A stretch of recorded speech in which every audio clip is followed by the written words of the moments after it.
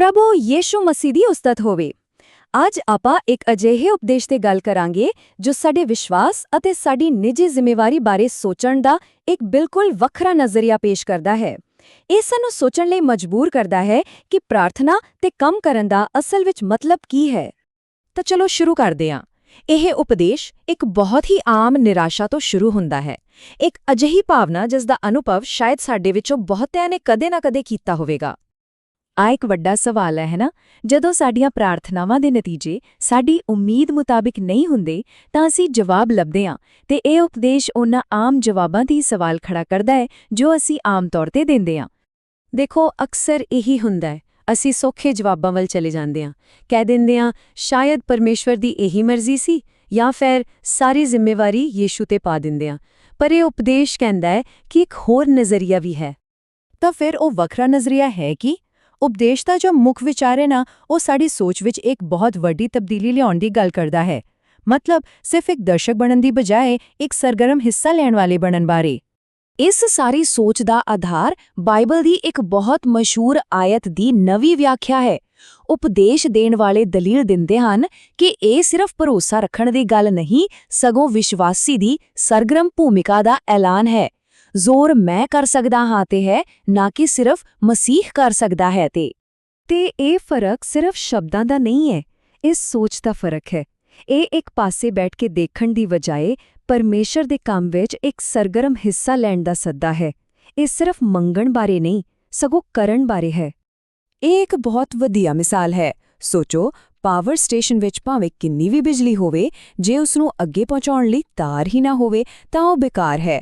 ਉਪਦੇਸ਼ ਦੇ ਅਨੁਸਾਰ ਵਿਸ਼ਵਾਸੀ ਹੀ ਉਹ ਤਾਰ ਹੈ ਜਿਸ ਰਾਹੀਂ ਪਰਮੇਸ਼ਵਰ ਦੀ ਸ਼ਕਤੀ ਇਸ ਦੁਨੀਆ ਵਿੱਚ ਕੰਮ ਕਰਦੀ ਹੈ। ਹੁਣ ਦੇਖੋ, ਇਹ ਉਪਦੇਸ਼ ਸਿਰਫ ਇੱਕ ਨਵਾਂ ਵਿਚਾਰ ਪੇਸ਼ ਨਹੀਂ ਕਰ ਰਿਹਾ, ਇਹ ਆਪਣੀ ਗੱਲ ਨੂੰ ਸਾਬਿਤ ਕਰਨ ਲਈ ਬਾਈਬਲ ਵਿੱਚੋਂ ਹੀ ਉਦਾਹਰਣਾਂ ਦਿੰਦਾ ਹੈ। ਇਹ ਦਿਖਾਉਣ ਲਈ ਕਿ ਇਹ ਕੋਈ ਨਵੀਂ ਧਾਰਨਾ ਨਹੀਂ, ਸਗੋਂ ਇੱਕ ਭੁੱਲੀ ਹੋਈ ਸੱਚਾਈ ਹੈ। ਇਹ ਸਾਰੀਆਂ ਉਦਾਹਰਣਾਂ ਇੱਕ ਖਾਸ ਪੈਟਰਨ ਦਿਖਾਉਂਦੀਆਂ ਹਨ। ਏਲੀਆ ਨੇ ਇਹ ਨਹੀਂ ਕਿਹਾ, ਹੇ ਪ੍ਰਭੂ ਕਿਰਪਾ ਕਰਕੇ ਮੀਂਹ ਰੋਕੋ, ਉਸਨੇ ਸਿੱਧਾ ਹੁਕਮ ਦਿੱਤਾ। ਪੌਲਸ ਨੇ ਕਿਹਾ ਕਿ ਪਰਮੇਸ਼ਰ ਨੇ ਉਸ ਦੇ ਰਾਹੀਂ ਕੰਮ ਕੀਤਾ।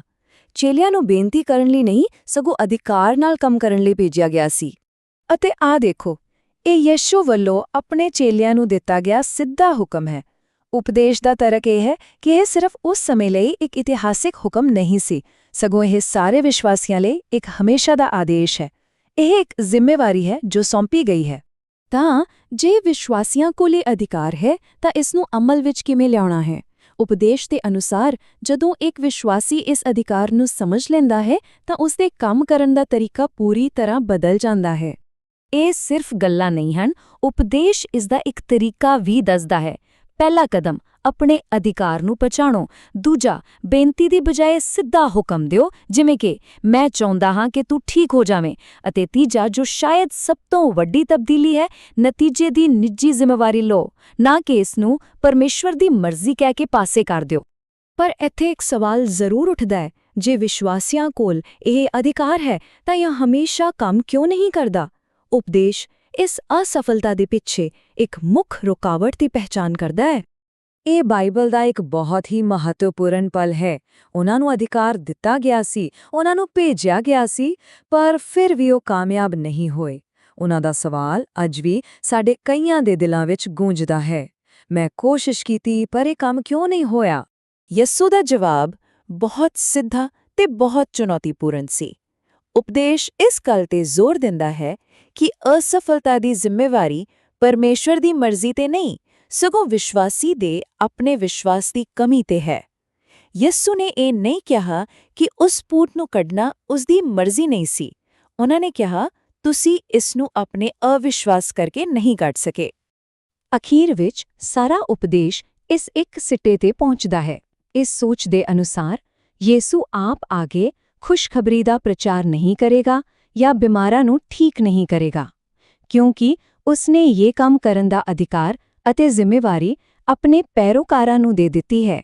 ਮਤਲਬ ਜ਼ਿੰਮੇਵਾਰੀ ਦੀ ਇੱਕ ਬਹੁਤ ਵੱਡੀ ਤਬਦੀਲੀ ਪਰਮੇਸ਼ਵਰ ਤੋਂ ਸਿੱਧਾ ਇਨਸਾਨ ਵੱਲ। ਅਤੇ ਇਹੀ ਉਹ ਸਵਾਲ ਹੈ ਜਿਸ ਨਾਲ ਇਹ ਵਿਸ਼ਲੇਸ਼ਣ ਸਾਨੂੰ ਛੱਡ ਜਾਂਦਾ ਹੈ। ਇਹ ਸਾਨੂੰ ਸੋਚਣ ਲਈ ਮਜਬੂਰ ਕਰਦਾ ਹੈ ਕਿ ਵਿਸ਼ਵਾਸ ਅਸਲ ਵਿੱਚ ਹੈ ਕੀ? ਕੀ ਇਹ ਸਿਰਫ ਹੱਥ ਜੋੜ ਕੇ ਮਦਦ ਮੰਗਣਾ ਹੈ ਜਾਂ ਕੀ ਇਹ ਪਰਮੇਸ਼ਰ ਦੁਆਰਾ ਦਿੱਤੀ ਗਈ ਇੱਕ ਸਰਗਰਮ ਸ਼ਕਤੀ ਹੈ ਜਿਸ ਨੂੰ ਵਰਤਣ ਦੀ ਜ਼ਿੰਮੇਵਾਰੀ ਸਾਡੀ ਹੈ?